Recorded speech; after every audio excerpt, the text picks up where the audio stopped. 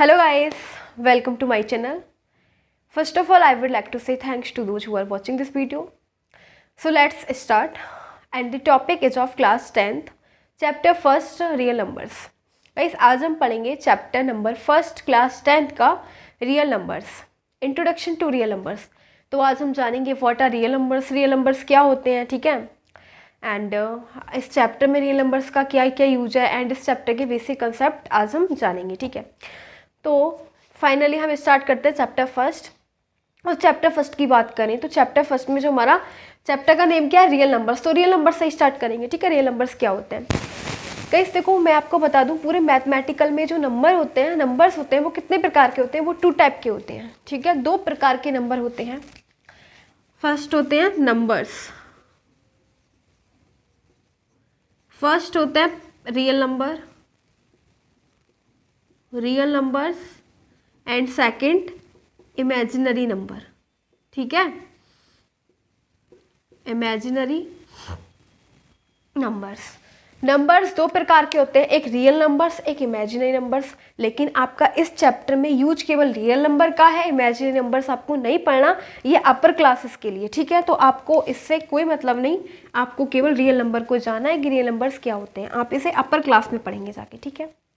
तो अगर मैं आपको बात करूँ रियल नंबर्स क्या होते हैं, तो इस रियल नंबर्स क्या होते हैं, जितने भी इमेजिनरी नंबर को छोड़ के जितने भी नंबर्स होते हैं वो सभी रियल नंबर्स में एग्जिस्ट करते हैं, ठीक है. समझ में आ रहा है आपको, जितने भी नंबर्स होते हैं सभी किस में बिलोंग करते हैं, रियल नंबर में, ठीक है, इमेजिनरी नंबर को छोड़ के. तो वे एक यहाँ पे लिख सकते हैं कि रियल नंबर क्या होते हैं. तो real numbers, these numbers are the, real numbers क्या होते हैं, these numbers are the sum of rational and irrational numbers. यानी कि गाइस अगर हम इसको फुल डिटेल से बताएं कि रियल नंबर्स क्या होते हैं, तो real numbers are the sum of rational and irrational numbers, ठीक है. तो अब हमें रियल नंबर्स जानने के लिए सबसे पहले तो ये नीड होनी चाहिए कि रेशनल नंबर क्या होते हैं एंड इरेशनल नंबर क्या होते हैं, ठीक है. तो वो जानेंगे क्योंकि रियल नंबर्स तो है ही क्या, रेशनल और इरेशनल हैं, दोनों से मिलकर रियल नंबर बना है. तो रेशनल जानेंगे एंड इरेशनल नंबर हम जानेंगे. तो now I am talking about rational number, क्योंकि जो रियल नंबर होते हैं वो किससे मिलकर होते हैं, रेशनल प्लस इरेशनल. तो यहाँ पे लिखेंगे रियल नंबर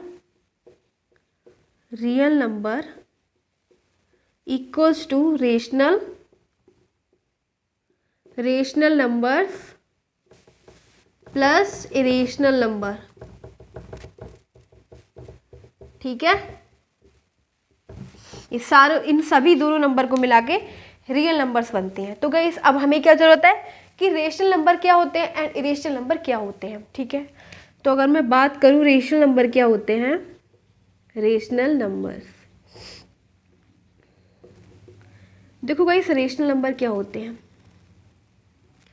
रेशनल नंबर वो होते हैं those numbers which can be written in the form of P upon Q. वो नंबर जो पी अपॉन क्यू की फॉर्म में लिख सकते हैं वही क्या कहलाते हैं, रेशनल नंबर, ठीक है. समझ में आ रहा है, जो नंबर हम पी अपॉन क्यू की फॉर्म में लिख सकते हैं वो ही क्या कहलाते हैं, रेशनल नंबर, ठीक है. अब पी और क्यू क्या होंगे, वो इंटीजर्स होंगे. P and Q R integers. मैं अभी आपको लिख रही हूँ कि रेशनल नंबर क्या होते हैं. दोज नंबर्स, बहुत ही ईजी है, रेशनल नंबर क्या होते हैं, those numbers which can B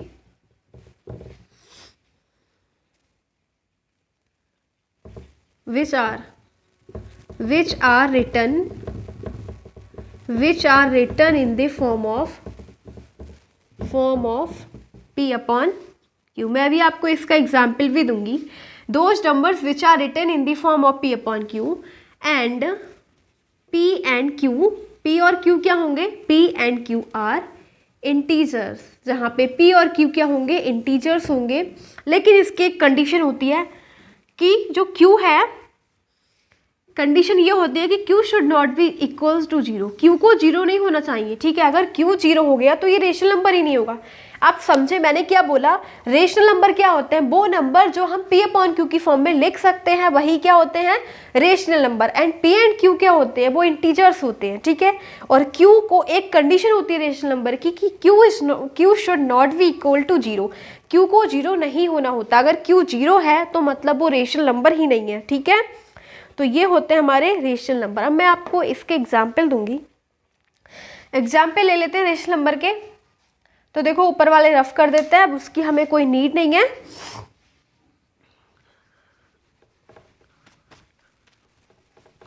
और एग्जाम्पल देंगे किसके, रेशनल नंबर के। सो गाइस इसका एग्जाम्पल हो जाएगा p अपॉन q की फॉर्म का मतलब हो जाएगा लाइक दैट एग्जाम्पल, जैसे 1 अपॉन 2 हो गया, ठीक है, और 3 अपॉन 2 हो गया, 5 अपॉन 4 हो गया, ठीक है, एंड 6 अपॉन 7 हो गया। These all are the rational number. समझ में आया। देखो ये किसकी फॉर्म में है, p अपॉन q की फॉर्म में।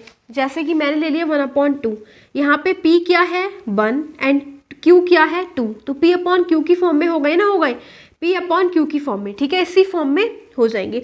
लेकिन एक कंडीशन है, अगर आप ये कहो कि 1 अपॉन 0 है तो ये क्या, ये रेशनल नंबर है, हमें इसे बताना है ये रेशनल नंबर है।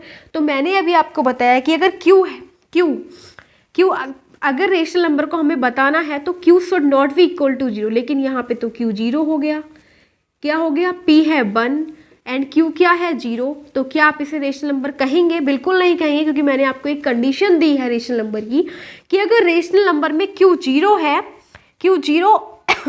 q should not be equal to 0, और यहाँ पे आपको दे रखा है कि q is 0, so you can easily say that 1 upon 0 is not a rational number. तो ये रेशनल नंबर ही नहीं होगा, ठीक है, रेशनल नंबर नहीं होगा। समझ गए।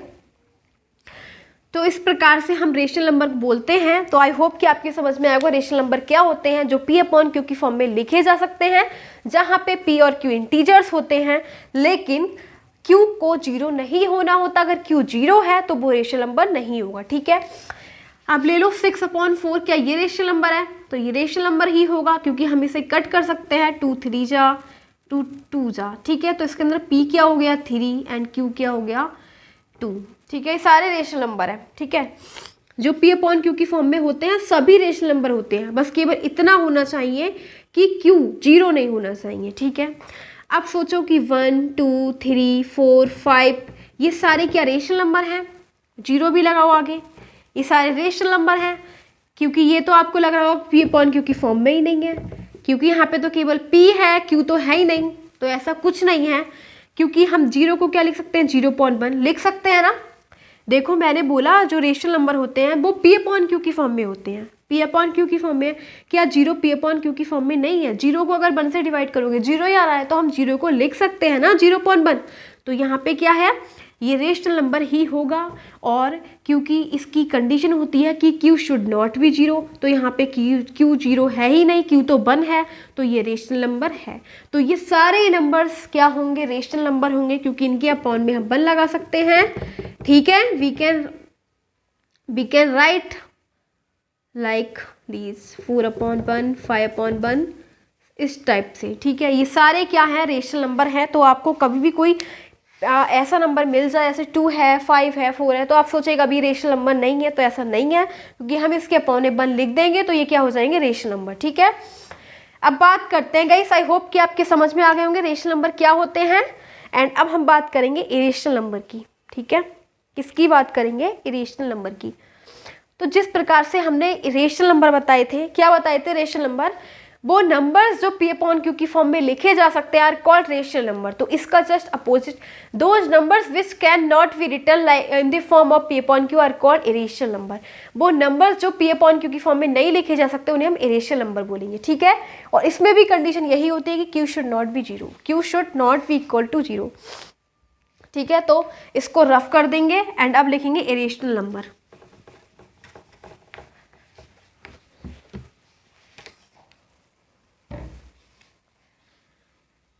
क्या लिखेंगे, इरेशनल नंबर। अब क्या होते हैं इरेशनल नंबर्स वो जानेंगे, जैसा हमने इरेशनल नंबर के बारे में जाना, ठीक है। कुछ नहीं है, irrational number p upon q की फॉर्म में होते हैं, सिंपल है, ठीक है। अब इरेशनल नंबर क्या होते हैं, those numbers which cannot be written in the form of P upon Q are called irrational numbers। इसकी भी कंडीशन होती है Q should not be equal. ठीक है, देखो इसमें हमें क्या दे रखा है, इरेशनल नंबर क्या होते हैं, वो नंबर जो P अपॉन Q की फॉर्म में नहीं लिखे जा सकते वो हम इरेशनल नंबर बोलते हैं। एंड इसमें भी दे रखा है कि Q should not be equal to 0, Q को 0 नहीं होना होता है। ठीक है, जैसा हमने रेशनल नंबर पढ़ा वैसे ही बिल्कुल रेशनल है, लेकिन इसका जस्ट अपोजिट है। रेशनल में नंबर्स P अपॉन Q की फॉर्म में लिखे जाते हैं, लेकिन इसमें नंबर्स P अपॉन Q की फॉर्म में नहीं लिखे जाते हैं। लेकिन एक कंडीशन सेम है, उसमें भी Q जो था वो 0 के इक्वल नहीं होता है। सेम इसमें भी Q जो है वो 0 के इक्वल नहीं होता है। अगर Q 0 के इक्वल है मीन्स वो रेशनल एंड इरेशनल नंबर ही नहीं है। ठीक है, तो देखो क्या करेंगे, इरेशनल नंबर्स आ गए, अब हम इसको रफ करते हैं, इसका एग्जाम्पल लेते हैं। अब ऐसे कौन से नंबर हैं जो रेशनल नंबर जो P अपॉन Q की फॉर्म में नहीं लिखे जा सकते हैं, उसको हम चेक करेंगे। जैसे कि गाइस मैं इसके एग्जाम्पल ले ली हूँ, √2, √3, √4, √5 ऑल आर इरेशनल नंबर। ये सारे इरेशनल नंबर हैं। क्यों है उसको देख लो। क्या आप √2 को P अपॉन Q की फॉर्म में लिख सकते हो? बिल्कुल नहीं लिख सकते, क्योंकि जब √2 का एक्सपेंशन करोगे तो ये आएगा 1.414 समथिंग। और एक बात और, ये नहीं आने वाला, इनफाइनाइट टाइम तक चलता रहेगा। आप इसको कभी सॉल्व ही नहीं कर सकते। अगर आप पूरे दिन भी सॉल्व करोगे तब भी आगे बढ़ता रहेगा, तो आप इसको नहीं लिख सकते P अपॉन Q की फॉर्म में। ठीक है, क्योंकि ये सॉल्व ही नहीं होगा। आप 1.414 से आगे बढ़ोगे तब फिर से नेक्स्ट नंबर, पूरे दिन भी सॉल्व करोगे तब भी आगे इंक्रीजिंग आता रहेगा, यानी कि डेसिमल एक्सपेंशन इसका और आता रहेगा। तो आप इसको सॉल्व ही नहीं कर सकते। ठीक है, कोई फाइनाइट वैल्यू नहीं है इसकी। ठीक है, इनफाइनाइट वैल्यू है, तो आप इसे P अपॉन Q की फॉर्म में नहीं लिख सकते। क्या लिखोगे इसे P अपॉन Q की फॉर्म में? ठीक है, अब सेम बात करें √3 की, तो √3 का डेसिमल एक्सपेंशन अगर ओपन करते हैं तो क्या होता है 1.732 समथिंग। ठीक है, इसको भी कंटिन्यूसली इंक्रीज करते रहोगे, ये भी ये फिनिश नहीं है। ठीक है, ये फिनिश ही नहीं होगा, इसका एंड ही नहीं है, तो आप इसको नहीं लिख सकते P अपॉन Q की फॉर्म में, क्योंकि इसकी कोई वैल्यू फाइनाइट नहीं है। अगर आप इसको डेसिमल एक्सपेंशन ओपन करेंगे तो ये होता रहेगा, पूरे दिन भी करोगे होता रहेगा, तो हम इसे P अपॉन Q की फॉर्म में नहीं लिख सकते। सेम इसे एंड सेम इसे, समझ गए। अब जैसे हमारे पास 1.7 है तो हम इसे P अपॉन Q की फॉर्म में लिख सकते हैं, क्योंकि 1 पॉइंट हटाओ, यहाँ पे 0 बढ़ा लो, तो ये हो जाएगा P upon Q, P17, Q10। लेकिन यहाँ पे हमारा कोई फिनिशेबल नंबर ही नहीं है, यहाँ पे तो इंक्रीज हो रहा है ना, ये लग रहा है आगे आगे, मतलब ये जो नंबर है वो आगे पता नहीं कौन कौन से नंबर आते जाएंगे आगे, हम इसको नहीं कर सकते। ठीक है, तो ये नंबर क्या हो जाएंगे गाइस, ये नंबर है हमारे इरेशनल नंबर, इसे हम P अपॉन Q की फॉर्म में नहीं लिख सकते। ठीक है, अब एक बात मैं और आपको बताऊं कि इरेशनल नंबर कैसे पहचानते हैं। एक सेकंड, √4 नहीं, √4 बिल्कुल नहीं होगा, सॉरी धोखे से लिख गया, यहाँ पे √5 लिख दो, यहाँ पे √7 लिख देना। ठीक है, √4 क्यों नहीं हो सकता, क्योंकि √4 को तो हम बाहर निकाल लेंगे अंडर रूट से, ये हो जाएगा 2 × 2, अंडर रूट से बाहर आ गया 2, और 2 तो एक रेशनल नंबर है, क्योंकि 2/1 लिख सकते हैं, तो ये तो रेशनल नंबर है। मतलब गाइस कहने का मतलब ये है कि जितने भी हमारे ये जो परफेक्ट स्क्वायर रूट नहीं होते, जैसे 7 है, ये किसी भी नंबर का स्क्वायर नहीं है। ठीक है, परफेक्ट स्क्वायर रूट नहीं है, ये सारे नंबर्स जितने भी हैं वो परफेक्ट स्क्वायर रूट नहीं है, तो वो इरेशनल नंबर होंगे। ठीक है, और परफेक्ट स्क्वायर रूट होते जैसे कि 16 होता या फिर 4 होता, तो ये सारे परफेक्ट स्क्वायर रूट थे। ठीक है, तो ये नंबर हमारे रेशनल है, बट ये इरेशनल है, क्योंकि ये किसी भी नंबर के परफेक्ट स्क्वायर रूट नहीं है, तो इसे क्या बोलेंगे, इरेशनल है। ठीक है, तो समझ जाना जहाँ पे भी आपको कोई भी नंबर दिख रहा हो जो परफेक्ट स्क्वायर रूट नहीं हो, जैसे लाइक दैट √7, √3, √2 एंड √8। ठीक है, इस प्रकार से, तो ये सारे नंबर कैसे हो जाएंगे, इरेशनल नंबर हैं। ये कैसे हैं, irrational. These all numbers are called irrational numbers. अब आप सोचेंगे कि एक बात और मैं बताऊं, इसका एक एक्सेप्शन है, पाई को हम क्या लिख सकते हैं, पाई की वैल्यू क्या होती है पाई की वैल्यू होती है 22/7। Pi is written like that 22/7, ठीक है। जबकि इसे क्या बोलेंगे, ये p/q की फॉर्म में है तो इसे रेशनल होना चाहिए। पाई को क्या होना चाहिए, रेशनल होना चाहिए। लेकिन पाई की कोई वैल्यू है वो डेफिनेट नहीं है। पाई की वैल्यू केवल गैस से बताई गई है, इसकी वैल्यू भी डेफिनेट नहीं है। जैसे इन सब की वैल्यू डेफिनेट नहीं है, कंटिन्यूसली आ रही है, ठीक है। तो पाई की वैल्यू डेफिनेट नहीं है, तो इसलिए हम इसे, इसका एक एक्सेप्शन है। होता तो ये 22/7 की फॉर्म में है, यानी कि रेशनल नंबर की फॉर्म में, लेकिन बोलते इसे इरेशनल है, रीजन हो जाएगा इसकी कोई डेफिनेट वैल्यू ही नहीं है, इरेशनल नंबर। तो आई होप कि आपके समझ में आ गए होंगे रेशनल एंड इरेशनल नंबर क्या होते हैं। रेशनल नंबर जो p/q की फॉर्म में लिखे जा सकते हैं, इरेशनल नंबर जो p/q की फॉर्म में नहीं लिखे जा सकते हैं। जितने भी इम्परफेक्ट और जितने भी हमारे परफेक्ट स्क्वायर रूट नहीं होते, जैसे √2, ये सारे क्या हो जाएंगे, इरेशनल नंबर। और पाई भी इरेशनल नंबर ही होता है, क्योंकि ये इसकी कोई सर्टेन वैल्यू नहीं होती, ठीक है। तो ये हमने पढ़ा रेशनल एंड इरेशनल नंबर के बारे में। अब कई से वो कुछ नंबर्स और भी होते हैं, ठीक है, वो थोड़े अलग इनसे, जैसे कि इस चैप्टर में इनका इतनी नीड नहीं है। जैसे कि रियल नंबर्स की तो बाकी में बहुत नीड है इस चैप्टर में। चैप्टर ही का नेम दे रखा है रियल नंबर्स, ठीक है।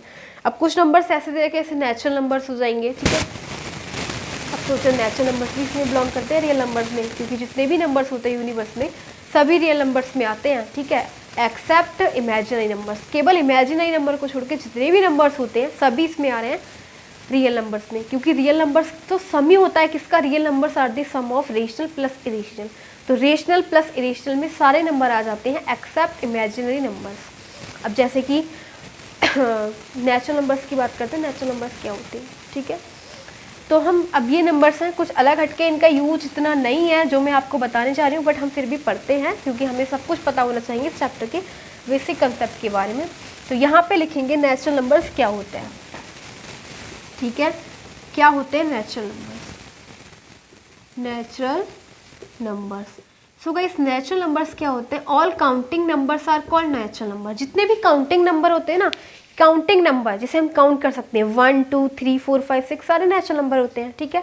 यहाँ पे लिखेंगे जैसे 1 2 3 4 5 6 and so on, positive infinite तक, ठीक है। मतलब जिन नंबर्स को हम काउंट कर सकते हैं हमेशा प्लस में होते हैं, ये 1 से स्टार्ट लास्ट तक इनफाइनाइट तक, तो वो हमारे होते हैं नेचुरल नंबर्स। अब आप सोचेंगे नेचुरल नंबर्स क्या रियल नंबर में नहीं आ रहे हैं, सारे नेचुरल नंबर रियल नंबर में आ रहे हैं। 1 है एक रियल नंबर, सॉरी हाँ 1 क्या है एक, देखो ये क्यों आ रहा है, क्योंकि ये नेचुरल नंबर्स क्या है, सारे रेशनल नंबर्स हैं। 1/1 2/1 सारे रेशनल नंबर हैं, तो इसी में आ रहे हैं ना रियल नंबर्स में, तो नेचुरल नंबर्स भी रियल नंबर में आते हैं, ठीक है। अब बात करते हैं होल नंबर की।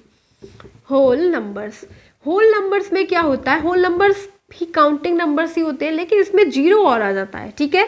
0 और आ जाएगा, 0 1 2 3 4 5 वही होते हैं सारे, लेकिन केवल एक नंबर आ जाता है, वो है 0, तो वो होल नंबर्स बन जाते हैं।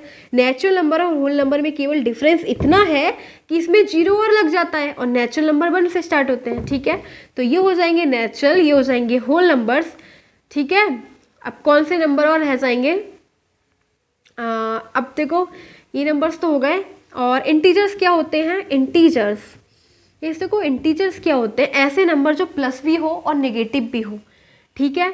जैसे कि -1 और +1, ठीक है, ये सारे इंटीजर्स हैं। 2 हो गया, -2 3 3, यानी कि इंटीजर्स पॉजिटिव भी होते हैं नेगेटिव भी। जो नंबर होते हैं पॉजिटिव एंड नेगेटिव दोनों इंटीजर्स होते हैं, ठीक है।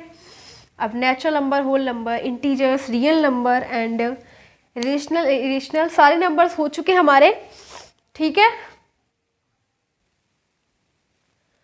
अब देखो नंबर्स तो हमारे कंप्लीट हो गए, अब कुछ मेथड है एंड ये इम्पॉर्टेंट है हमारा, जो हमारा ये वाला प्रोसेस दे रखा है, ठीक है। तो ये कौन सा मेथड है, एंड ये जो है यही इसी चैप्टर पे हमारे क्वेश्चंस हैं, इस चैप्टर की फर्स्ट एक्सरसाइज में इसी बेस पे हमारे क्वेश्चंस दे रखे हैं। इम्पॉर्टेंट टॉपिक है, इसको पढ़ते हैं। ये दे रखा है इक्लिड्स डिवीजन लेमा, यानी कि इक्लिड डिवीजन लेमा क्या होता है, ठीक है, वो हम समझेंगे, बिकॉज गाइस जो हमारी एक्सरसाइज है फर्स्ट वो इसी बेस पे है, तो ये इंपॉर्टेंट है टॉपिक, ठीक है। तो पढ़ेंगे, इसमें बहुत इजी कुछ नहीं है। देखो जैसे हमें दे रखा है when positive integers a and v there exist unique integers, यानी कि दो नंबर्स दे रखे होंगे ए एंड वी, ठीक है, आपको दे रखे होंगे दो नंबर्स ए एंड वी, वहाँ पे एग्जिस्ट करेंगे क्यू एंड आर सेटिस्फाइंग, जो इस प्रकार से दो नंबर उसमें और एग्जिस्ट करेंगे क्यू एंड आर, जो इस प्रकार से सेटिस्फाइंग करते हैं कि a is equal to we Q plus r. इस इक्वेशन को सेटिस्फाइड करेंगे a is equal to we Q plus r, जहाँ पे आर की वैल्यू क्या होगी, 0 के इक्वल या फिर 0 से ग्रेटर, बट एक कंडीशन है कि आर की वैल्यू हमेशा बी से छोटी होगी, ठीक है। जहाँ पे ए और वी कैसे दे रखे हैं, पॉजिटिव इंटीजर्स दे रखे हैं, implies that a is equal to we Q plus r where r is equal to और greater than 0 but less than b. मतलब गाइस आप ये जो क्वेश्चन को समझ रहे हैं, ये क्या है, मेथड ही क्या है, इसका मतलब हमने एक छोटी क्लासेस में एक एग्जाम्पल लेते हैं, आपने एक मेथड पढ़ा होगा, जब आप अपना डिवाइड चेक करते हो कि हमने राइट डिवाइड किया या फिर रॉन्ग डिवाइड करा, तो उसका एक फॉर्मूला होता है, वो क्या होता है, आप उसमें अप्लाई करते हो dividend is equal to divisor into quotient plus remainder. तो बिल्कुल वही है ये वाला मेथड, बिल्कुल वही है, dividend is equal to divisor into quotient plus remainder. मैं अभी आपको बता देती हूँ, इसमें कुछ नहीं है, जैसे कि ए क्या है, ए है डिवाइडेंट, क्या है, ए है डिवाइडेंट एंड बी क्या है, डिवाइजर, बी है डिवाइजर एंड क्यू क्या है, क्वोशिएंट, यही तो फॉर्मूला होता है हमारा, क्वोशिएंट एंड आर क्या है, रिमाइंडर। तो रिमाइंडर 0 होगा या फिर 0 से ग्रेटर होगा, तभी तो हमारी डिवाइड होती है। जैसे कि मैंने अब दो नंबर ले लिए, दो नंबर ले लिए 5 एंड 4, ठीक है। तो यहाँ पे हम ए किसे मानेंगे, बी किसे मानेंगे। मैंने यहाँ पे लिखा ए क्या है, डिवाइडेंट, डिवाइडेंट का मतलब जिसे हम डिवाइड देते हैं, तो डिवाइड तो हमेशा हम बड़े नंबर को ही देते हैं ना, बड़े नंबर को ही तो देंगे। तो यहाँ पे क्या है, ए इज इक्वल टू 5 और डिवाइजर, तो ए इज इक्वल टू क्या हो जाएगा, 5। तो यहाँ पे हम इस फॉर्म में लिखेंगे 5 इज इक्वल टू, अब बी क्या बताया मैंने, डिवाइजर, डिवाइजर कौन सा है, डिवाइजर छोटा नंबर होगा, तो बी क्या ले लो, 4 से हम डिवाइड करेंगे 5 को, ठीक है, डिवाइजर हो गया इनटू, अब क्वोशिएंट क्या है, तो आप 4 से डिवाइड करके देखो 5 से कितना आ जाएगा, 4 बन जा 4, तो क्वोशिएंट क्या हो जाएगा, क्वोशिएंट की जगह हम क्यू है तो 1 प्लस रिमाइंडर क्या है 1, तो ये, तो क्या 5 इज इक्वल टू 4 प्लस 1, ये क्या हो गया 5 इज इक्वल टू 5। तो ये वही तो फॉर्मूला है, डिवाइजर इज इक्वल टू क्या, dividend is equal to divisor into quotient plus remainder. बस अपर क्लासेस में है, आपकी क्लास बढ़ गई है लेकिन बात वही है, ठीक है। तो हम इसे किस फॉर्म में लिखेंगे, a is equal to B Q plus are.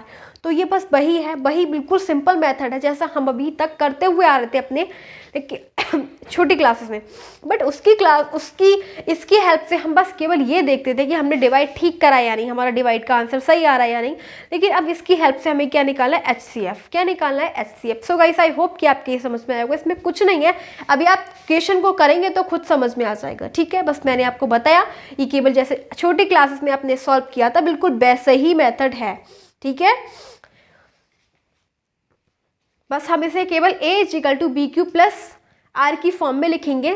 और एक बात और बता दूं, जहाँ पे आर की वैल्यू क्या होती है, 0 के इक्वल या फिर 0 से बड़ी, लेकिन छोटी होगी बी से। तो वह अब आपको कैसे एग्जाम्पल दूं, देखो आर क्या है, रिमाइंडर, रिमाइंडर हमेशा या तो 0 के इक्वल हो जाएगा, ठीक है। रिमाइंडर अगर कुछ पूरा डिवाइड कट चला गया तो 0 के इक्वल होगा, ऑब्वियसली बात है, ठीक है। और या फिर क्या होगा, 0 से बड़ा हो जाएगा, जैसे अब है 1, लेकिन 4 से तो हमेशा छोटा ही होने वाला है रिमाइंडर, क्योंकि अगर यहाँ पे 4 होता, यहाँ पे 4 बच जाता तो हम इसको मल्टीप्लाई 2 टाइम्स नहीं दे देते, ठीक है। तो 4 से हमेशा डिवाइजर से हमेशा रिमाइंडर छोटा ही होगा, तो वो आप समझ गए। आई होप कि आपके ये वाला जो है क्लियर हो चुका होगा मेथड। तो फाइनली अब हम आ जाते हैं एक्सरसाइज 1.1 पे, क्लास 10 चैप्टर 1 रियल नंबर्स, ठीक है। और and exercise 1.1 question number 1। So guys 1.1 का क्वेश्चन नंबर 1 हमें दे रखा है, use Euclid's division algorithm to find the HCF of these numbers. अभी मैंने आपको एक वो बताया था, यही मेथड बताया था, यूक्लिड्स डिवीजन लेम्मा, ठीक है। उसी की हेल्प से हमें क्या निकालने के लिए मैं बोल रही थी, HCF। तो बिल्कुल सेम हमें HCF निकालना है, किस मेथड से, यूक्लिड्स डिवीजन एल्गोरिथम, वही है हमारा, ठीक है। तो हम वही अप्लाई करेंगे एंड फिर निकालेंगे HCF। तो बिल्कुल सिंपल वाला मेथड। हमने आपको क्या बताया था कि आपको 2 नंबर दे रखे होंगे विच आर पॉजिटिव, तो दे रखे हैं 135 एंड 225। अब आपको क्या दिख रहा है, यहाँ पे लिखो y यूजिंग जो हमें दे रखा है क्या यूज करना है, बाय यूजिंग इक्लिड्स डिवीजन, वही है जो हमने आपको बता दिया इसका कंसेप्ट, इक्लिड्स डिवीजन एल्गोरिथम। तो इसके अकॉर्डिंग मैंने आपको क्या बताया था, हम ए और बी कंसीडर करते हैं, ए और बी। तो ए किसे लेंगे, जो बड़ा नंबर होगा, क्योंकि हम बड़े नंबर को ही तो डिवाइड करेंगे। तो किसको डिवाइड करेंगे, 225 को, और किससे डिवाइड करेंगे, 135 से। तो जिससे डिवाइड करते हैं वो बी होता है, डिवाइजर क्या है 135, डिवाइडेंड क्या है 225। तो इसकी फॉर्म में लिखते हैं ना, किसकी फॉर्म में लिखते हैं, इसकी फॉर्म में a is equal to we Q plus are की फॉर्म में। ए क्या है 225, बी क्या है 135। अब क्वेश्चन क्या है और रिमाइंडर क्या है, तो वो तो हम तभी पता लगाएंगे जब इसे डिवाइड करेंगे। तो 135 से 225 को क्या करेंगे, डिवाइड करेंगे, ठीक है। तो कितने टाइम्स आएगा ये, 1 टाइम, 135 बन जा 135, 550, 12 में से 3 जाएगा 9 बचेगा, ठीक है। तो अब हम क्या लिखेंगे कि हमने डिवाइड किससे किया, 135 से। हमारा क्वेश्चन क्या है 1 एंड रिमाइंडर क्या है 90। ये हमारा क्या था, स्टेप फर्स्ट, ठीक है, क्या है स्टेप फर्स्ट। अब स्टेप सेकंड में क्या देखेंगे, इसकी हेल्प से हम HCF निकाल रहे हैं, ठीक है। अब स्टेप सेकंड में हमारा डिवाइडेंट क्या है, हम देखो अब क्या है हमारा डिवाइडेंट अब किसको डिवाइड करेंगे, तो 135 को डिवाइड करेंगे, ठीक है। ये वाला नंबर लेते हैं, जो हमारा डिवाइजर होता है जिससे हम डिवाइड करते हैं, अब वो ही बन जाएगा हमारा डिवाइडेंट। समझ में आया, जो हमारा अगर रिमाइंडर बचता है कुछ भी, तो अब हम डिवाइडेंट किसको बनाएंगे, जिससे हम डिवाइड कर रहे थे, यानी कि डिवाइजर को। तो डिवाइजर क्या है 135, एंड अब डिवाइजर कौन बनेगा, तो डिवाइजर बनेगा रिमाइंडर, ठीक है। तो अब हम लिखेंगे 1 dividend is equal to divisor, मैंने अभी आपको बताया डिवाइजर क्या बनेगा 90 इनटू क्वेश्चन क्या है रिमाइंडर क्या है, वो कैसे पता लगाएंगे, जब हम डिवाइड करेंगे। सो 90 को डिवाइड करेंगे 135 से, तो 90 बन जा 90, 5 में से 0 5, 13 में से 9 बचेगा तो 44 बचेगा। सो हमारे पास क्या आया, क्वेश्चन क्या है 1 एंड रिमाइंडर क्या है 45, ठीक है। अभी तक हम कब तक सॉल्व करेंगे इसे, कब सॉल्व करेंगे, जब यहाँ पे रिमाइंडर 0 आ जाएगा। तो हमारे स्टेप फर्स्ट में 0 नहीं आया, स्टेप सेकंड में 0 नहीं आया, स्टेप थर्ड में देखते हैं। स्टेप थर्ड में हमारा अब डिवाइडेंट क्या बनेगा, मैंने अभी आपको बताया था डिवाइडेंट वही होता है जो हमारा पहले वाला डिवाइजर होता है। डिवाइजर 90 है तो ये बनेगा डिवाइडेंट। अब डिवाइडेंट एंड डिवाइजर कौन होता है, रिमाइंडर, ठीक है। क्वेश्चन क्या है, तो वो हमें कब पता लगेगा, जब हम इसे डिवाइड करेंगे। तो डिवाइड करेंगे किससे, रिमाइंडर से, किसको, डिवाइजर को। तो डिवाइड करेंगे 45 2 जा 90, क्या बचा 0। अब हमारा बस फिनिश हो गया। मैंने अभी आपको बोला था कब तक डिवाइड करेंगे, जब रिमाइंडर 0 आ जाए। रिमाइंडर आ गया 0, तो ये लिखेंगे 90 इज इक्वल टू 45 2 जा 90 एंड रिमाइंडर 0। समझ में आ गया। तो हमारा ये जो क्वेश्चन था वो स्टेप थर्ड में हो गया फिनिश। लेकिन अभी हमें क्या बताना है, HCF क्या बताना है, HCF बताना है। तो यहाँ पे लिखेंगे HCF किस का बताना है, 135 एंड 225। तो वो क्या हो जाएगा, रिमाइंडर। थर्ड स्टेप हमारा ये था ना, 90 इक्वल्स टू 45 इंटू 2 प्लस 0, ठीक है। तो 0 के ऊपर क्या 45, यानी कि गाइस हमारा HCF क्या होता है, लास्ट डिवाइजर। क्या होता है, लास्ट डिवाइजर। तो लास्ट डिवाइजर कौन था 45, ठीक है, 45 था ना। तो बस वही हमारा HCF हो जाएगा। सबसे बाद वाला डिवाइजर जिसने डिवाइड किया और 0 ला दिया, तो लास्ट डिवाइजर हमारा HCF होता है। तो last divisor is 45, so that's why we can say that HCF of 135 and 225 is 45. That is the answer of question number first. And अब हम सेम बिल्कुल question number second and question number third करने वाले हैं। तो इसे note कीजिएगा and जल्दी से करेंगे सेकंड क्वेश्चन नंबर को, क्वेश्चन नंबर फर्स्ट के सेकंड ऑप्शन को।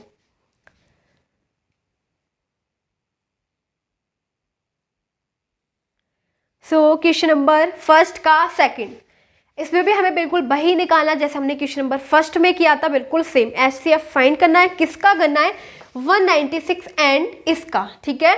38,220 का। सो यहाँ पे लिखेंगे आंसर नंबर सेकंड क्या हो जाएगा 196 एंड 38220। अब इसमें बताओ ए क्या है, पहले हम लिख देते हैं वही y यूजिंग जो हमने पहले लिखा था एक्लिड्स डिवीजन एल्गोरिथम। तो इसके अंदर हमें क्या देखना है कि ए क्या है एंड v क्या है। तो मैंने आपको बताया था ए वही होता है जिसको हम डिवाइड करते हैं। तो डिवाइडेंड मतलब डिवाइडेंड, तो डिवाइडेंड तो ऑफ कोर्स बड़ा ही होगा, तो बड़ा का नंबर मतलब a इज इक्वल टू है 38220 एंड b का मतलब होता है डिवाइजर, तो डिवाइजर तो ऑब्वियसली छोटा ही होगा ना 196। फिर हम इसे किसकी फॉर्म में लिखते हैं a is equal to we Q plus are की फॉर्म में। सो यहाँ पे a क्या है 38, ये है 38220। अब v क्या है यानी डिवाइजर है 196, क्वेश्चन क्या है एंड रिमाइंडर क्या है उसका हम पता तभी लगाएंगे जब हम सिंपली इसकी डिवाइड करेंगे। सो यहाँ पे लिखेंगे 196 से किसको डिवाइड करेंगे 38220 को। ठीक है, कितनी बार जाएगा इसको देख लेते हैं। 1 टाइम, ठीक है, क्योंकि यहाँ 2 टाइम्स पढ़ रहे हैं तो ज़्यादा हो रहा है। तो 196, तो यहाँ पे 12 में से 6 जाएगा, 6 बचेगा, यहाँ पे 7 में से यानी 17, 8 बचेगा, यहाँ पे 2 में से 186 बच रहा है। ठीक है, फिर नेक्स्ट नंबर यहाँ पे नोट कर लेंगे, अब कितनी बार जा रहा है उसकी मल्टीप्लाई कर लेंगे।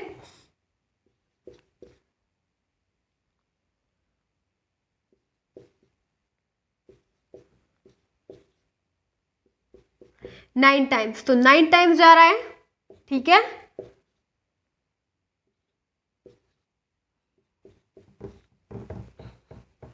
अब सब्ट्रैक्ट कर लेंगे, 12 में से 4 जाएगा 8, यहाँ पे 5, 9 बचेगा, यहाँ पे 98 बच गया। ठीक है, क्या बचा 98। अब कितने टाइम्स आएगा यहाँ पे 0 नोट कर लेते हैं। सो अब कितने टाइम्स आएगा वो देख लेते हैं।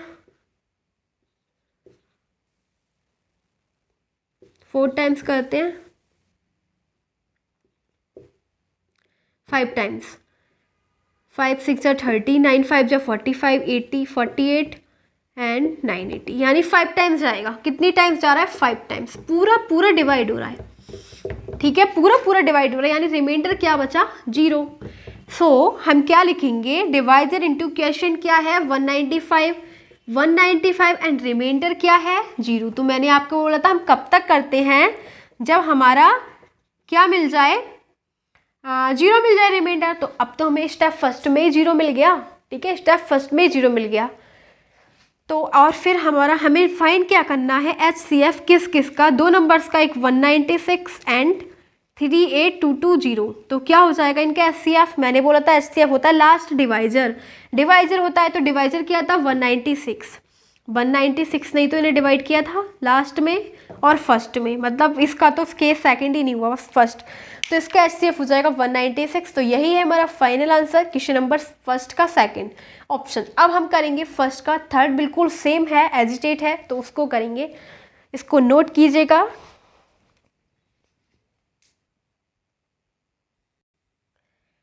Now we are having question number first का थर्ड ऑप्शन दे रखा है 867 एंड 255। तो इसमें भी हमें बिल्कुल वही करना है जैसे हम ऊपर वाले फर्स्ट एंड सेकंड सॉल्व किया था। So let's see question number first का थर्ड।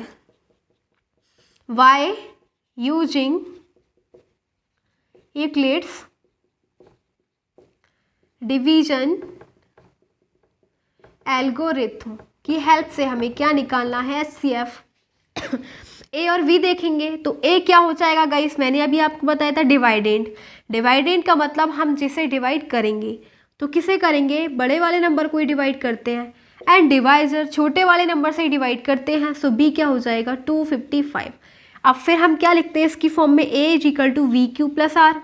तो ए क्या है 865, फिर बी है मतलब डिवाइजर, तो डिवाइजर क्या हो जाएगा 255 इंटू क्वेश्चन। तो वो हम कब निकालेंगे जब हम डिवाइड करेंगे क्वेश्चन एंड रिमाइंडर दोनों।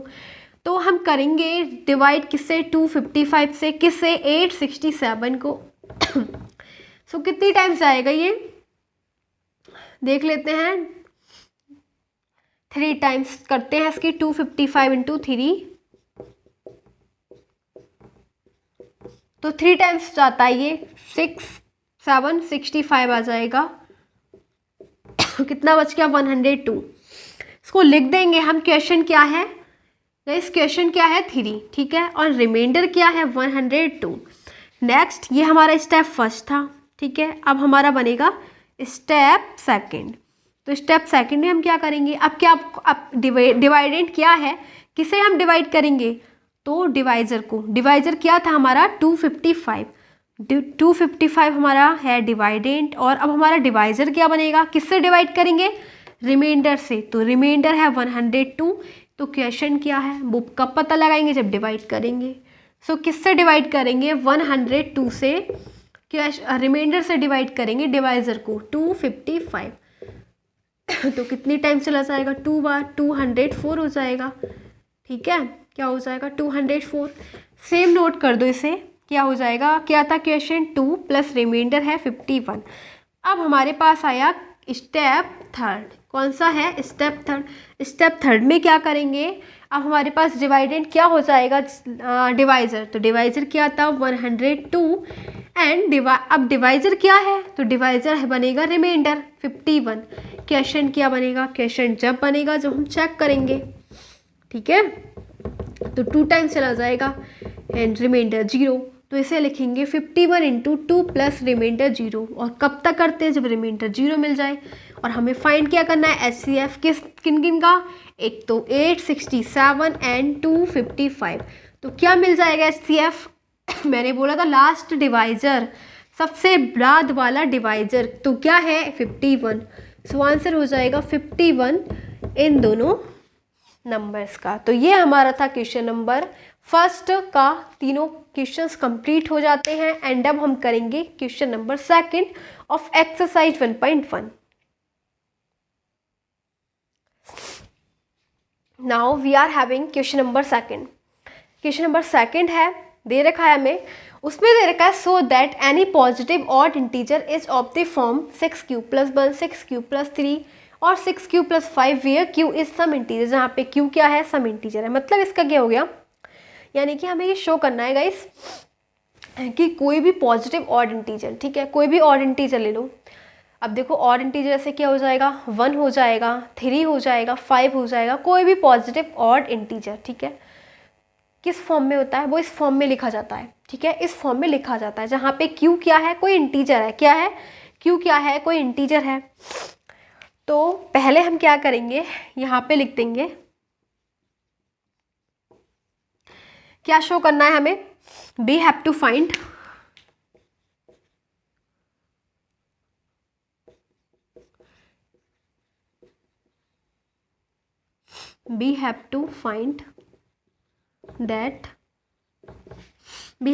that हमें ये निकालना है कि any positive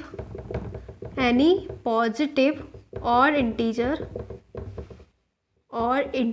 is of the form 6q + 1 6q + 3 और 6q + 5। हमें ये निकालना है कि कोई भी पॉजिटिव ऑड इंटीजर की फॉर्म ये होती है, ठीक है। तो इसमें अप्लाई कर देंगे, वही करेंगे by using Euclid's division lemma, ठीक है। हम वही वाली थ्योरम अप्लाई करेंगे, कौन सी, यूक्लिड्स डिवीजन लेमा। उसके अकॉर्डिंग क्या होता है गाइस, वो ये होती है ना, A = VQ + R, इस फॉर्म में होती है, ठीक है, इस फॉर्म में होती है। तो इसमें अगर हम कंपेयर करें, हाँ, सभी क्वेश्चन में किसी की भी क्वेश्चन ले लो, जैसे कि ये दे रखा है 6q + लास्ट वाले की कर देते हैं 6q + 5, ठीक है। तो यहाँ पे आप क्या कंपेयर कर रहे हो कि b तो 6 आ रहा है, सब केस में b क्या है 6, एंड r की जो वैल्यू है वो क्या है 5, ठीक है, क्या है 5, यानी कि जहाँ तक भी है 5 तक ही है, ठीक है। तो r हमारी क्या हो जाएगी, और वैसे r की वैल्यू होती क्या है, r is always equal to और ग्रेटर देन 0, ठीक है, r इज इक्वल टू और greater than 0 but less than b, ठीक है।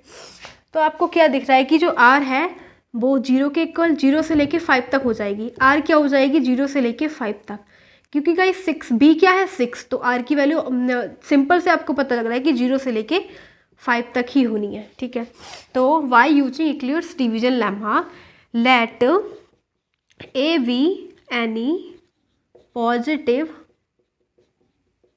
ए को कोई पॉजिटिव इंटीजर ले लो, let a any positive integer. ठीक है, एंड v क्या हो जाएगा b6, मैंने बताया कंपेयर कर दी b6 है, and r is less than यहाँ पे लिखना 0,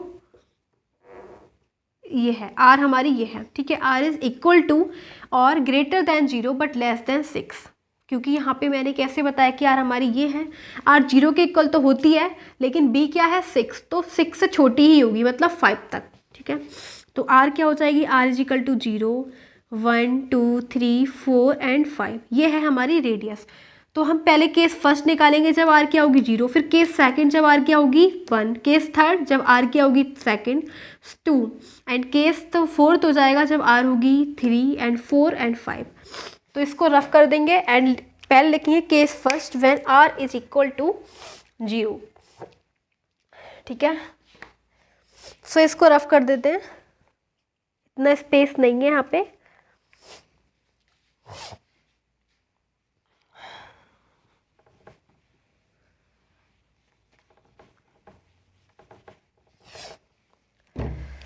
सो लिखेंगे case first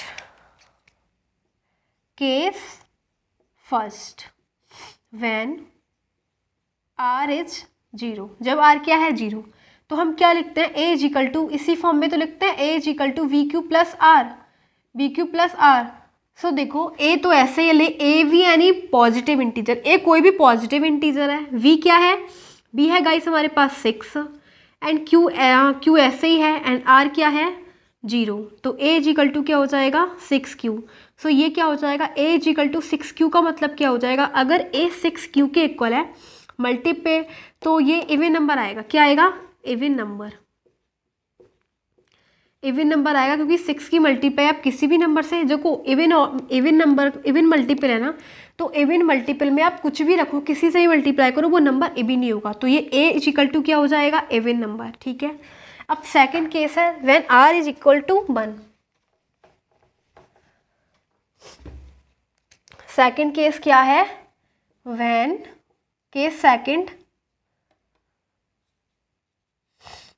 second when r is 1, जब r क्या है 1 है, तो हम उसे फिर से इक्लिप्स उसी की मेथड में लिख देंगे, a is equal to B Q plus are, तो b क्या है, b तो गाइस 6 ही है, q प्लस और r क्या है 1, तो अब ये क्या हो जाएगा, अगर यहाँ पे देखो अगर हम इवन प्लस ऑड करें, क्योंकि ये तो इवन ही आने वाला है, इसकी मल्टीप्लाई आप किसी भी नंबर से करो इवन ही आएगा, इवन प्लस ऑड क्या हो जाएगा हमेशा ऑड आता है। ठीक है, सो यहाँ पे क्या हो जाएगा a है वो है ऑड नंबर, क्या हो जाएगा ऑड नंबर। इतनी बात समझ में आई।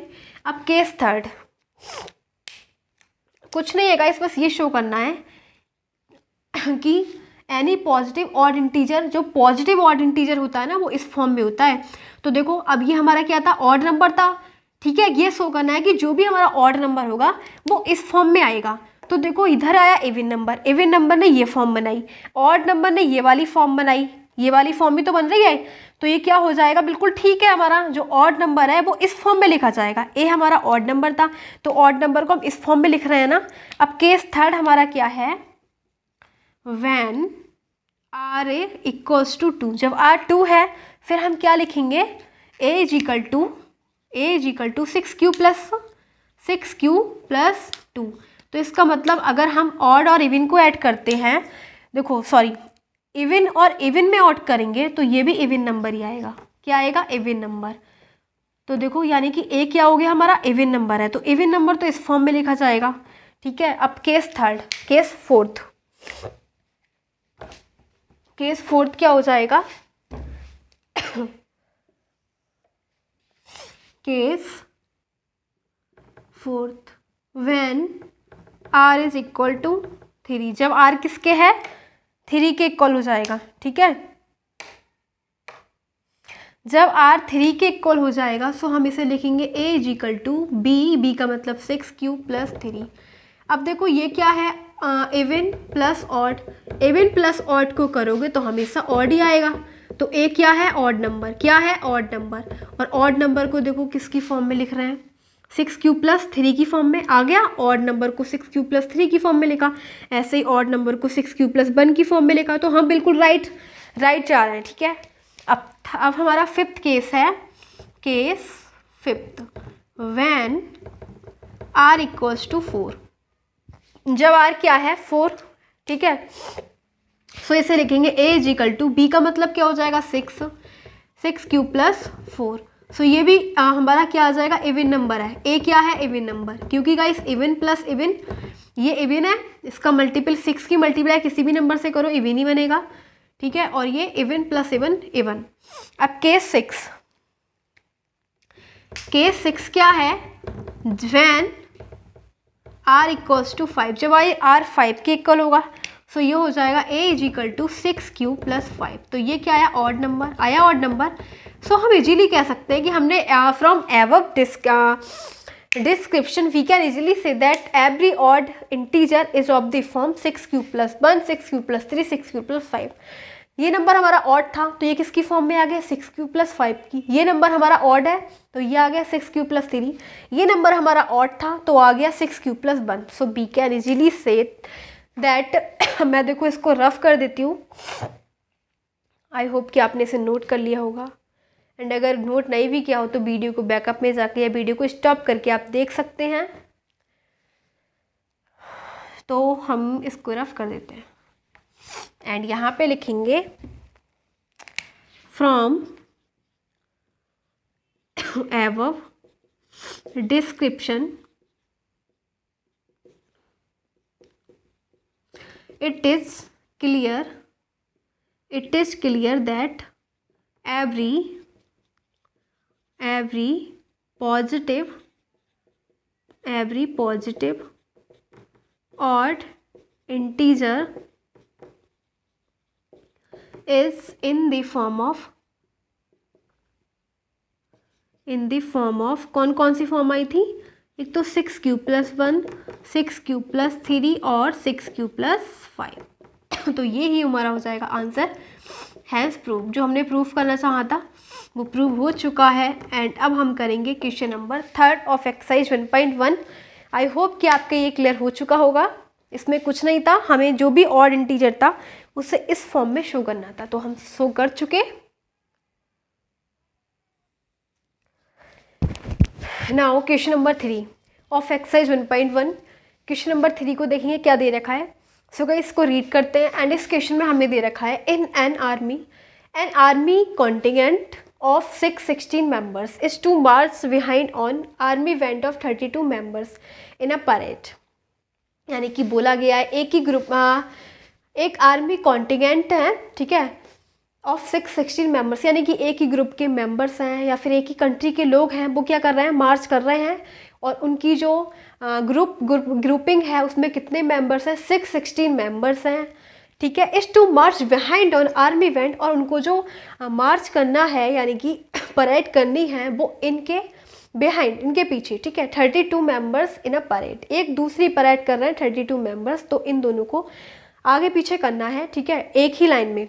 अब आगे पढ़ेंगे, the two group are to march in this same number of columns, यानी कि इन दोनों ग्रुप्स, दो ग्रुप्स हो गए, एक ये, तो दोनों ग्रुप्स को जो मार्चिंग करनी है इन this same number of columns, यानी कि एक सेम नंबर ऑफ कॉलम्स के जो नंबर होने चाहिए वो सेम होने चाहिए।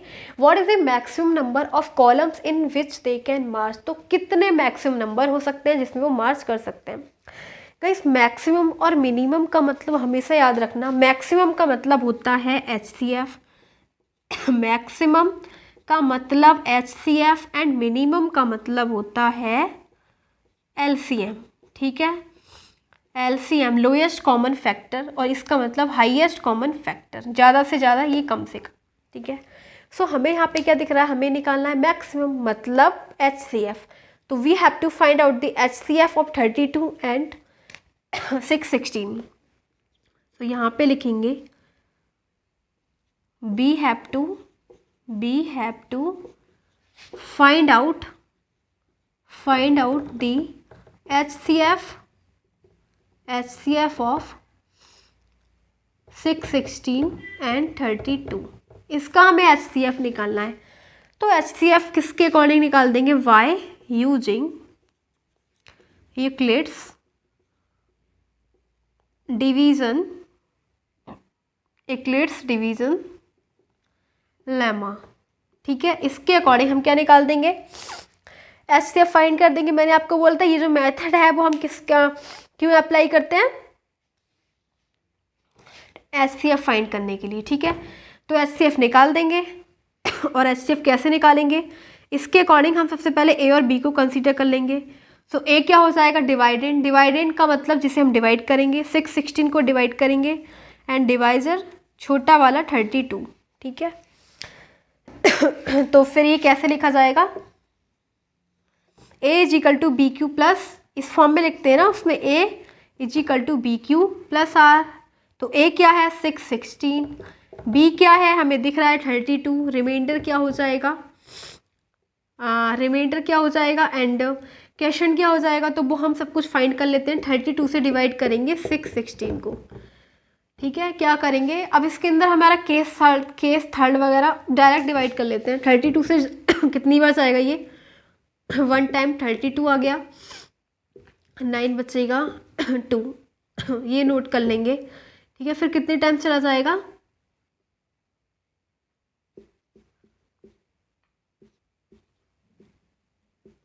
ये ज़्यादा हो जाएगा, 8 टाइम्स 8 2 जा 16।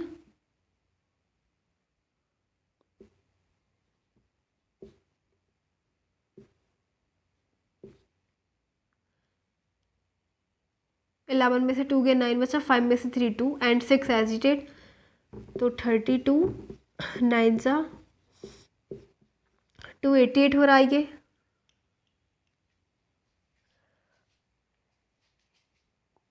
थर्टी टू और 616 ही है, तो इसे लिख देना 9 टाइम्स आएगा 288। इसमें सब्ट्रैक्ट कर देना, 16 में से 8 बच जाएगा। अब केस फर्स्ट हो जाएगा divisor into quotient plus remainder. ठीक है, नेक्स्ट स्टेप में क्या हो जाएगा? Case second, and case second में हमारा डिवाइडेंट बन जाएगा डिवाइजर, एंड कैश और डिवाइजर बन जाएगा रिमाइंडर। तो 8 और क्वोशिएंट क्या हो जाएगा? 8 से 32 को डिवाइड करोगे तो कितनी बार जाएगा ये? 8 4 जा। ठीक है, 8 4 जा 32, 0 रिमाइंडर। तो क्वोशिएंट 4 और रिमाइंडर 0। तो HCF किस का निकालना है गाइस? HCF निकालना है हमें 616 एंड 32। क्या हो जाएगा? Last divisor. तो लास्ट डिवाइजर क्या था? 8 आंसर। बस इसमें हमारे यही HCF निकालना था। तो सिंपल इसी मेथड से हमें HCF निकालना था। ठीक है, तो ये क्या आ जाएगा? 8 आ जाएगा। इसके अंदर जो केस बन रहे हैं वो 2 बन रहे हैं, first and second.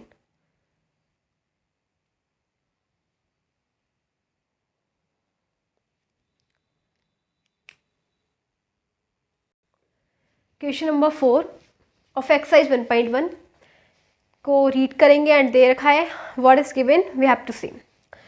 There is given that use Euclid's division lemma, यानी कि डिवीजन वही हमें अप्लाई करना है टू शो दैट, ये दिखाने के लिए that the square of any positive integer, कि किसी भी पॉजिटिव इंटीजर का जो स्क्वायर होता है is either of the form 3m, या तो वो इस फॉर्म में होगा या फिर इस फॉर्म में होगा, फॉर सम इंटीजर m, और हमें इंटीजर दे रखा है m। ठीक है, तो हमें क्या अप्लाई करना है? वही यूक्लिड्स डिवीजन लेमा, तो वही अप्लाई करेंगे एंड उसके अकॉर्डिंग आपको पता ही क्या होता है। ठीक है, तो सबसे पहले हम यहाँ पे लिखते हैं using Euclid's division lemma let AV any positive integer, और हमें ये दे रखा है कि ये दे रखा है देखो 3m प्लस 1। ठीक है, लेट AV यानी पॉजिटिव इंटीजर एंड V क्या हो जाएगा? एंड v इक्वल्स टू, देखो हम कंपेयर कर देंगे इसकी, a is equal to we Q plus R होता है ना, सो इसकी कंपेयर कर दो 3m प्लस 1 की, तो यहाँ पे b क्या हो जाएगा, b हो जाएगा गाइस 3, ठीक है। तो यहाँ पे लिखेंगे v is equal to 3 and r क्या होता है, रेडियस इज ऑलवेज इक्वल और less than 0 but less than b, यही तो होती है हमारी यूक्लिड्स डिवीजन लेमा के अकॉर्डिंग। सो रेडियस क्या हो जाएगी गाइस, रेडियस हो जाएगी हमारी रेडियस इज इक्वल और greater than 0 but less than b, तो b क्या है 3 है, सो रेडियस हो जाएगी 0 1 एंड 2। समझ में आ गई, 0 जो रेडियस है वो b से छोटी होगी, ठीक है, तो 0 हो सकती है, 1 हो सकती है एंड 2 हो सकती है। एंड q इज एनी, और q हमें दे रखा है, अब q नहीं दे रखा, हमें कोई इंटीजर दे रखा है m, क्या दे रखा है m, तो case first when r equals to 0, जब r क्या है 0 तो लिखो इसे a is equal to b क्या है 3 एंड अब q नहीं लगाएंगे क्योंकि हमें कोई इंटीजर दे रखा है m, तो 3m plus 0, a is equal to क्या हो जाएगा 3m। अब स्क्वायरिंग ऑन बोथ साइड्स, दोनों साइड इसका स्क्वायर कर देंगे, सो स्क्वायर कर दोगे ये हो जाएगा a square is equal to 3m का स्क्वायर यानी 9m स्क्वायर, ठीक है। 3m का स्क्वायर करोगे 3m इंटू 3m, 3 × 9 और m इंटू m स्क्वायर, ठीक है। तो इसके अंदर से 3 ले लो कॉमन एंड क्या बचेगा 3m square, where 3m square equals to m, so इसे लिख देना 3m और a स्क्वायर, इसे दे देंगे इक्वेशन फर्स्ट। क्या बोलेंगे इक्वेशन फर्स्ट। अब case second when r equals to 1, जब r क्या है 1 तो इसमें पुट करो a इज इक्वल टू क्या हो जाएगा, b क्या है, b हमारे पास 3m प्लस 1, दोनों side square, squaring on both sides, a का square is equal to 3m plus 1 का whole square. Guys a plus B का होल स्क्वायर ओपन करना है, a प्लस बी का होल स्क्वायर, a का square a square, b का b square plus 2 into a into b, तो a क्या है 3m का होल स्क्वायर हो जाएगा 9m स्क्वायर, 3 का स्क्वायर 9 और m का स्क्वायर m, ठीक है, m का स्क्वायर m स्क्वायर हो जाएगा प्लस b का स्क्वायर, b है 1 के स्क्वायर करोगे 1 प्लस 2ab, तो a क्या है 3m, b क्या है 1 और 2 क्या है 2, तो 2 3 × 6m, तो ये आ जाएगा 6m, ठीक है। क्या आ गया 6m, तो इसे हम लिख सकते हैं a square is equal to ये हो जाएगा 3 कॉमन ले लेंगे, किस में से 9 में m स्क्वायर में से और 6m में से, सो ये बचेगा 3m स्क्वायर प्लस 2m, ठीक है, ये बच जाएगा। 3 कॉमन ले लिया, क्या बचेगा, यहाँ पे बच जाएगा 3m स्क्वायर प्लस लिया और यहाँ से भी 3 कॉमन ले लिया, तो यहाँ पे बचेगा 2m प्लस 1 ऐसे ही। अब हम वेयर इसको दे देंगे 3m square plus 2m is equal to m, तो ये हो जाएगा a square is equal to 3m plus 1, इसे बोल देना इक्वेशन सेकंड, ठीक है। क्या बोल देंगे, इसे बोल देंगे इक्वेशन सेकंड। अब नेक्स्ट केस है हमारा केस नंबर थर्ड क्या है, व्हेन r इक्वल्स टू 2, एक में हमने लिया 0 फिर लिया 1 और अब लेंगे 2, तो अब 2 लेंगे तो a is equal to B Q plus R, b क्या है हमारे पास 3, q नहीं है अब m है क्योंकि m दे रखा है फॉर सम इंटीजर m के लिए, q प्लस r 2, स्क्वायर कर दो, squaring on both sides, a का स्क्वायर a स्क्वायर एंड इधर हो जाएगा 3m प्लस 2 का whole square. Guys a plus b का होल स्क्वायर होता है a square plus b square plus 2ab, तो a स्क्वायर यानी 3m का स्क्वायर हो जाएगा 9m स्क्वायर प्लस b का स्क्वायर 2 का स्क्वायर 4 प्लस 2ab, तो 2 इंटू a क्या है 3m और b क्या है 2, तो ये हो जाएगा 2 2 जा 4, 4 3 जा 12m, क्या हो जाएगा 12m और ये हो जाएगा a स्क्वायर। इसे हम लिख लेंगे a square is equal to 9m square and plus 12m plus 3 plus 1, 4 को हमने ब्रेक कर लिया और लिख लिया 3 प्लस 1 में, ठीक है। ऐसा क्यों करा, क्योंकि हम 3 को ले सकते हैं कॉमन, इसको रफ कर देते हैं, ठीक है, और 3 को क्या लिख सकते हैं हाँ, 3 को हम कॉमन ले लेते हैं इसमें से, ए स्क्वायर इज इक्वल टू 3 ले लो कॉमन, ये हो जाएगा 3m²। मैंने इसमें से और इसमें से 3 को ले लिया कॉमन, तो 3m² प्लस 4m प्लस 1 और प्लस 1 बिल्कुल सेम, तो इसे लिखेंगे 3m प्लस 1।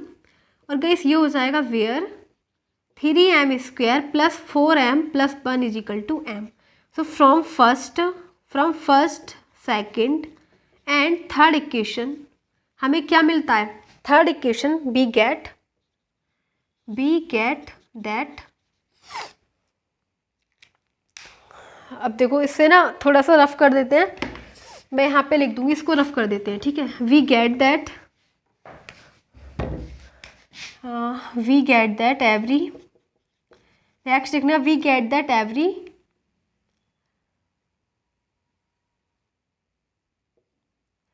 ऐसे लिखना, we get that square of every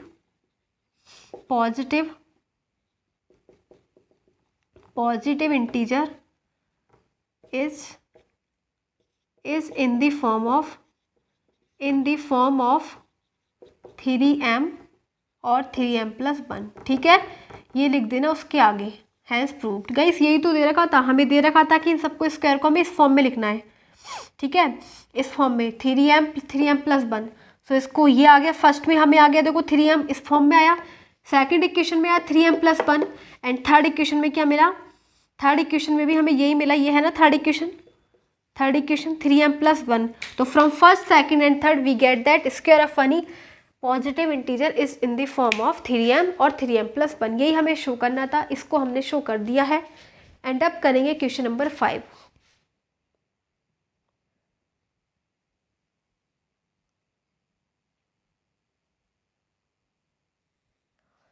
Now question number 5, and in question number 5 what is given, we have to read, we have to see, given that use Euclid's division lemma, यानी कि हमें वही करना है, हमें Euclid's division lemma को use करना है, इसे दिखाने के लिए to show that the cube of any positive integer, कि किसी भी पॉजिटिव इंटीजर का क्यूब इस फॉर्म में होता है, ठीक है, 9m plus 1 and 9m plus 8 की फॉर्म में होता है। सो गाइस देखो क्या करेंगे, सबसे पहले हम लिखेंगे we have to show that cube of any positive integer is of the form 9m, 9m plus 1 और 9m प्लस 8। फिर लिखेंगे यूजिंग Euclid's डिवीज़न लेमा। क्या होता है Euclid's डिवीज़न लेमा के अकॉर्डिंग, क्या होता है, A is equal to we Q plus R, इसके इस फॉर्म में लिखते हैं ना, जहाँ पे हमें दिख रहा है ये 9m है, ये 9m प्लस 1 है, 9m प्लस 8, 9, तो यहाँ पे लिखो let A be any positive integer, माना कि ए कोई पॉजिटिव इंटीजर है, ठीक है, एंड बी क्या हो जाएगा, कैसे देखो हमें ये बी दिख रहा है 9 क्या होता है 3 का स्क्वायर, तो बी हो जाएगा 3, सपोज लेट कर लेंगे बी हो जाएगा 3, एंड अब आर क्या हो जाएगा, आर देखो 0 हो सकता है, 1 हो सकता है एंड 2, वो इसलिए क्योंकि आर हमेशा बी से छोटा होता है, लेकिन 0 एक इक्वल होता है बी से छोटा, तो 0, 1, 2, ठीक है, 0, 1, 2 हो सकता है आर। अब केस फर्स्ट है हमारे पास, केस फर्स्ट क्या है, व्हेन आर इक्वल्स टू 0, जब आर 0 है उसी की फॉर्म में लिखेंगे a is equal to B, क्या है हमारे पास, इस बी है 3 और क्यू लिख दो यहाँ पे, ठीक है, क्यू नहीं लेना है, यहाँ पे एम लेना है क्योंकि एम की फॉर्म में है, ठीक है, सो यहाँ पे एम लिखेंगे और फिर आर 0, तो ये क्या हो जाएगा, क्यूबिंग ऑन बोथ साइड्स, दोनों साइड क्यूब करेंगे, तो ये हो जाएगा a cube is equal to 3 का क्यूब क्या हो जाएगा 3 इंटू 3 27 और m into M M cube, तो ये हो जाएगा, इसको हम ऐसे लिख सकते हैं a cube is equal to 9 common ले लो, ठीक है, क्या बचेगा 3m क्यूब बचेगा, सो इसे लिख सकते हैं a cube is equal to 9m, ठीक है, and where 3m cube is equal to m, ठीक है। सो ये हो जाएगा एम, इसे बोल देंगे इक्वेशन फर्स्ट। अब इक्वेशन, अब केस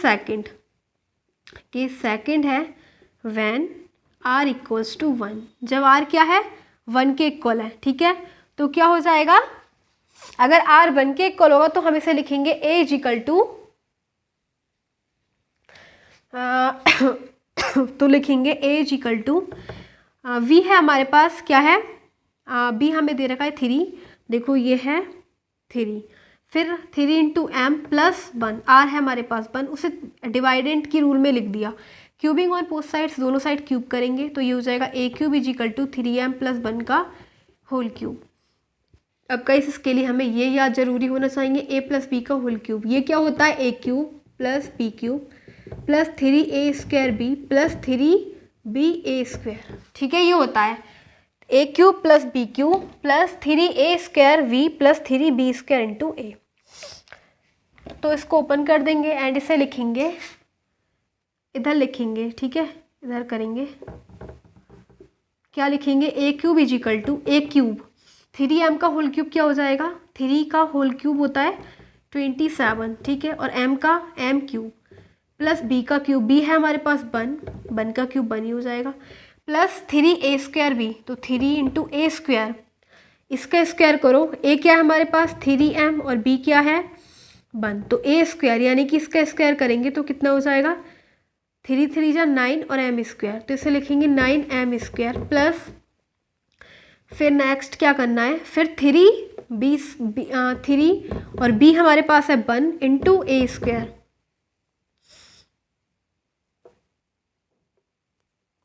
नहीं गाइस 3b स्क्वायर इंटू ए, ठीक है, 3b स्क्वायर इंटू ए, तो b का स्क्वायर करोगे 1 के स्क्वायर बनी आना है, और a क्या है हमारे पास 3m, सो ये हो जाएगा a cube is equal to 27m cube plus 1 plus 27m square plus 3 3 जा 9m, तो इसे क्या लिखेंगे, a cube is equal to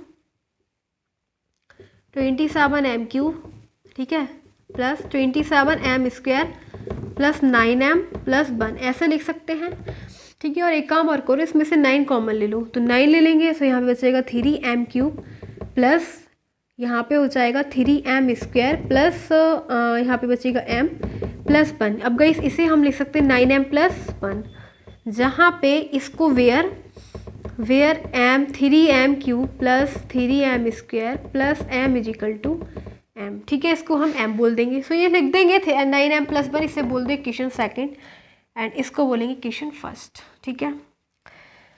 फिर नेक्स्ट क्या करेंगे, अब हमारा जो केस है वो थर्ड है, वो क्या है, व्हेन r इक्वल्स टू 2, जब r 2 के इक्वल होगा तो ऊपर वाला पार्ट रफ कर देते हैं, ठीक है, और उसके आगे आपको यहाँ से करना है, क्या हो जाएगा, when r equals to case third है हमारे पास, व्हेन r इक्वल्स टू 2, जब r 2 के इक्वल हो तो ये हो जाएगा a is equal to v क्या है हमारे पास 3 एंड m प्लस 2, ठीक है, 3 q प्लस r होता है ना, तो q की जगह m एंड रिमाइंडर की जगह 2, क्यूबिंग ऑन बोथ साइड्स, दोनों साइड क्यूब करने पर तो ये हो जाएगा a क्यूब, ये हो जाएगा 3m प्लस 2 का होल क्यूब।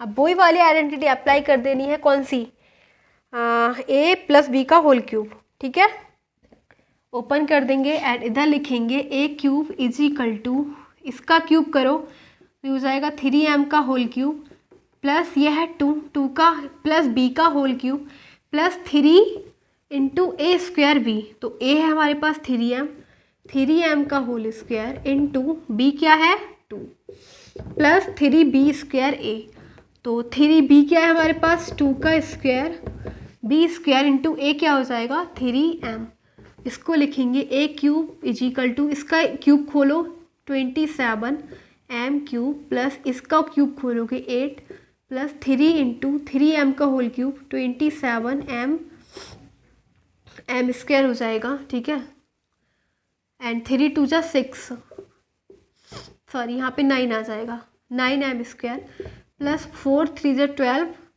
और 36m, गाइस केवल मल्टीप्लाई करिए, ठीक है, तो a cube is equal to 27m cube plus 8 plus 54m cube plus 36m, ठीक है। अब हम क्या करेंगे, इसमें से इसमें से 9 कॉमन ले लो, ठीक है। क्या बचेगा यहाँ से, जब 9 कॉमन जाएगा तो